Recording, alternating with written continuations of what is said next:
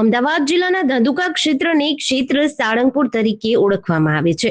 ધંધુકાની Suryanagar society ખાતે મહંત સ્વામી મહારાજની આજ્ઞા અને આશીર્વાદથી 3 દિવસીય શ્રી સ્વામિનારાયણ કથા પારાયણનું આયોજન કરવામાં આવ્યું હતું.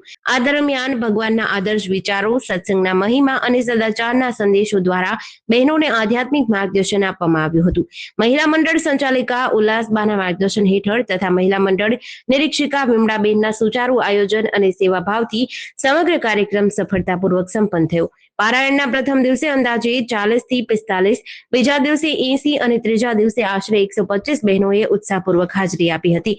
ત્રણેય દિવસ દરમિયાન બહેનોએ ભાવપૂર્વક કથા વાર્તાનું શ્રવણ કર્યું હતું. પારાયણના સમાપન પ્રસંગે આજે શ્રી સ્વામિનારાયણ ભગવાનનું અન્નકૂટ અર્પણ કરવામાં આવ્યું હતું. આ પ્રસંગે પ્રાર્થના કરાઈ કે ભગવાન શ્રી સ્વામિનારાયણ અને ગુરુ હરિ મહંત સ્વામી મહારાજના આશીર્વાદથી તમામ બહેનોમાં સત્સંગ પ્રત્યેની શ્રદ્ધા, સેવા અને આધ્યાત્મિક પ્રવૃત્તિ સતત વધતી રહે. ધંધુકા ક્ષેત્ર સાળંગપુર કહેવાય અને ધંધુકામાં સૂર્યનગર સોસાયટીમાં 3 દિવસ પારણનું આયોજન.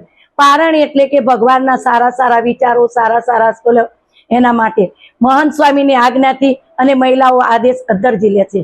અને મહિલા મંડળ સંચાલક અમારે ઉલ્લાસબા છે પરમાર અને નિરીક્ષક છે વિમળાબેન, પોતે ખૂબ દાખલો કરી અને 3 દિવસનું આયોજન કર્યું. પહેલા દિવસની સંખ્યા હતી 40 થી 45, બીજે દિવસની સંખ્યા હતી 80 અને ત્રીજા દિવસની 125 સંખ્યા હતી. 3 દિવસ બહેનોના આખ્યાન, જુદા જુદા પ્રસાદ. તો કહેવાનો મહિમા કે આટલું બધું કામ સતત અને એમાં ભરવાડના બહેનો પણ કેવા સરસ, પોતાના 5 વાગે તા દૂધણા દોવાના છતાં પોતે ભગવાનને કથા વાર્તા સાંભળવા માટે સતત પ્રવૃત્તિશીલ રહે છે.